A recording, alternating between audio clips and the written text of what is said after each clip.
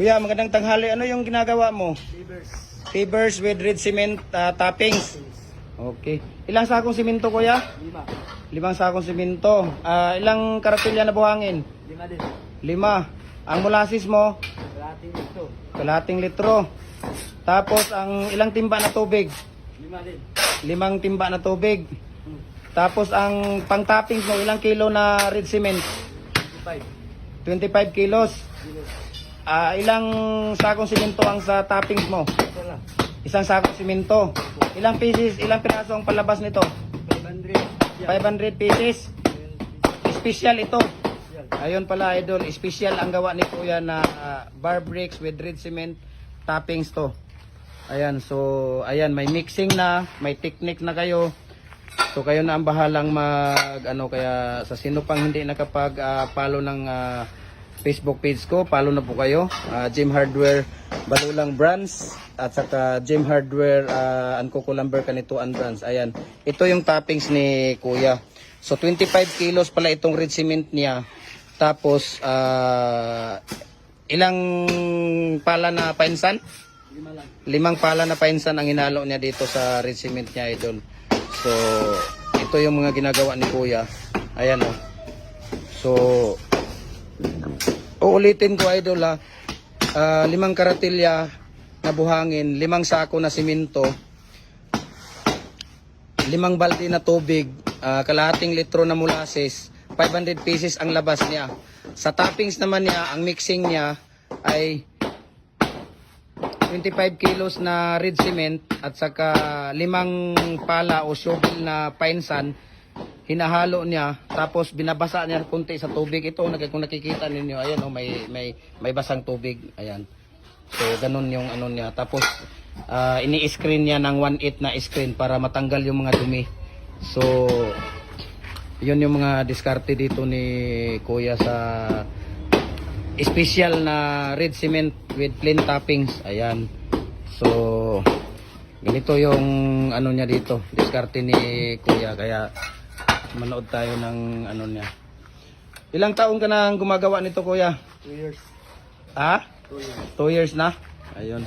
Magkano namang isa bigay sa'yo nito? Magkano isa bigay sa'yo nito? Ang kada per piraso? 4. Ha? 4 pesos ang isa. Ayun.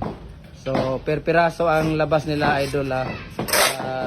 Pasahod nila dito. Ang pasahod nila dito ay 4 pesos kada isa. Ayan. So, ayan. So, ang dami ko nang na-upload, idol, na mga mixing and techniques. So, manood kayo doon sa mga previous ko. Sa sino pang gustong mag-order ng mga natin, molder natin at saka frame, i-PM niyo ako, ibigay ko sa inyo yung number ng gumagawa. At saka sino pa yung mga gustong ng molasses, no? Sa Luzon area, mayroon na tayong source doon sa Luzon area. Sa Mindanao area, mayroon din tayong source sa molasses. So please, PM ninyo ako, huwag kayong mahiyang mag-PM sa akin. Tutulungan ko kayo na makapag-purchase ng frame, molasses. Ayan, yung mga panghalo ninyo na i-share natin yung video natin.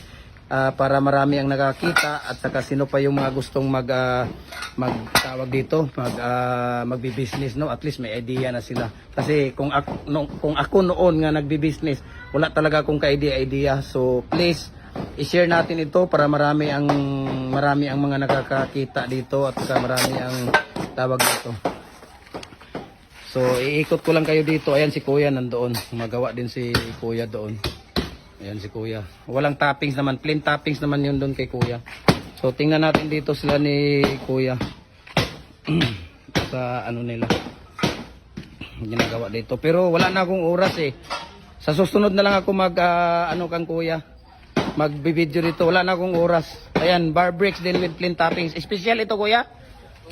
Special din itong mga ginagawa nila dito.